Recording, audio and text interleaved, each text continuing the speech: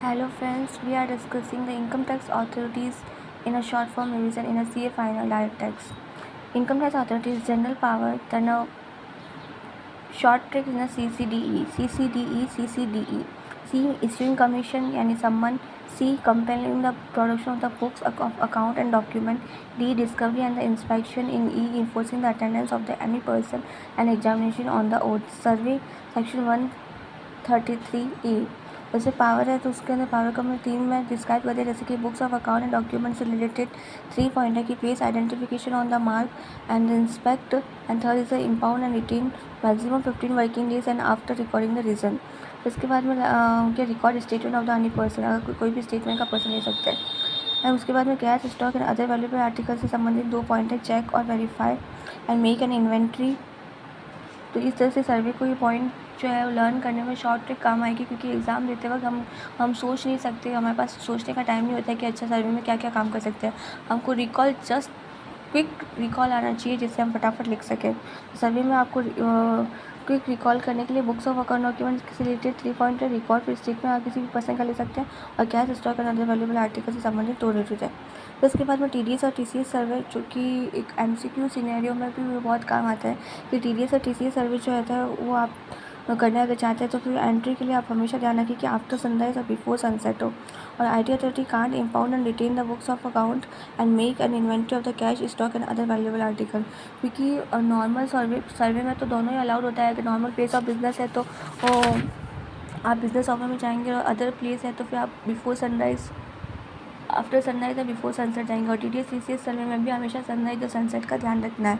उसके बाद में सेक्शन 133 एंड 133B, इसके अंदर भी डिफरेंस है और इससे रिलेटेड भी MCQ आता है जो कि हमें कंफ्यूज करता है। सेक्शन 133 कॉल फॉर इन्फॉर्मेशन के लिए है और section 133B power to the collect for the information के लिए। कॉल फॉर इन्फॉर्मेशन में आपके ऊपर नो प्रोसीडिंग आप पेंडिंग होते हैं, take prior approval of the CIT लेना होता है। लेकिन जब आप 133B करते हैं, पावर टू कलेक्ट इन्फॉर्मेशन करें, तो आपको एंट्री ध्यान रखना है कि हमेशा बिजनेस ऑफर में होनी चाहिए। ये बहुत ही कंफ्यूजिंग रहता है MCQ में। कलेक्ट करना हो तो बिजनेस ऑफर में जाना है, TDS TCS जाना है तो सनसेट और उसका ध्यान रखना होता है। And no power to impound the books and document. उसके बाद में CIT का अप्रूवल की प्रायर अप्रूवल की कहाँ ज़रूरत होती है, CIT और CCIT का। तो CIT की ज़रूरत होती है सेक्शन 133 में सर्वे में, सेक्शन 132 में सर्च फीचर में, 132B में books of account document release करने में, और मनी बुलियन और फॉर एसेट रिलीज स्टोर में। और CCIT में का काम आता है, दूसरे के काम आता है, ये सिर्फ ओनली इनकम टैक्स अथॉरिटी वाले चैप्टर में। अप्रूवल फॉर द सर्वे में काम आता है ये CCIT का। और assistant authorise officer search and seizure, search and seizure में अगर आप किसी दूसरे ऑफिसर को यूज़ करना चाहते हैं, पुलिस ऑफिसर, तो उसके लिए भी आपको prior approval of the CCIT लगेगा। अब कुछ डेज और मंथ है इस चैप्टर के अंदर इनकम टैक्स अथॉरिटी में, जिससे ध्यान रखना है।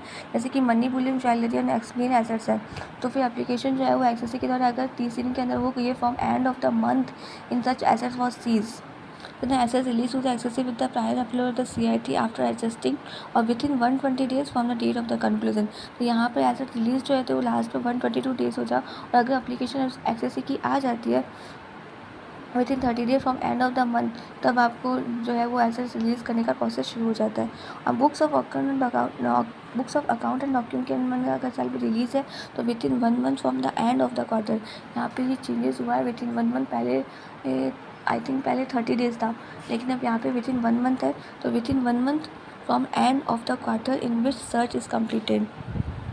उसके बाद में AO जो है वो शेल हैंड ओवर कर देता है books to the AO duration over the such other person which in 60 days from the date on which search was completed. तो यहाँ पे 60 डेज है कि अगर किसी दूसरी AO को देनी होती है ऑथोराइज ऑफिसर ड्यूरेशन ऑफिसर तो 60 डेज है, और 120 डेज है कि लास्ट में जब आप एसेट्स रिलीज़ कर देते हैं सारे एडजस्ट लाइबिलिटी करने के बाद में, जो भी एग्जिस्टिंग लाइबिलिटी होती है उसको वो एडजस्ट करने के बाद में, और 30 डेज़ के अंदर एप्लीकेशन होती है, और 1 मंथ है जो कि बुक्स ऑफ अकाउंट के अंदर रिलीज़ है, 1 मंथ के अंदर रिलीज़ कर देंगे from end of the quarter in which such a search is completed।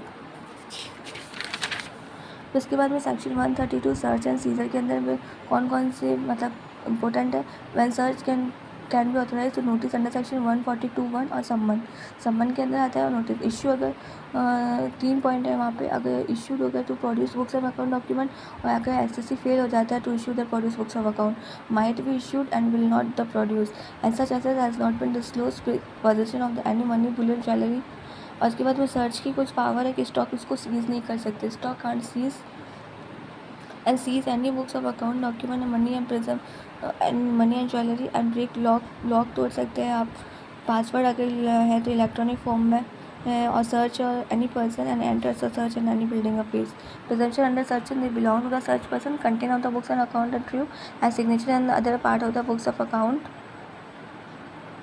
Books and document which seem to be in the handwriting of the any particular are in that the person handwriting. then income tax authority का ये short term revision था, जिससे कि quick जो भी है quick revise हो सके। कुछ यहाँ पे डेज का था इम्पोर्टेंट, और पावर के पॉइंट्स थे जो फटाफट हमें क्विकली वहाँ पे रिकॉल हो सके और उसे हम फटाफट लिखें। Thank you.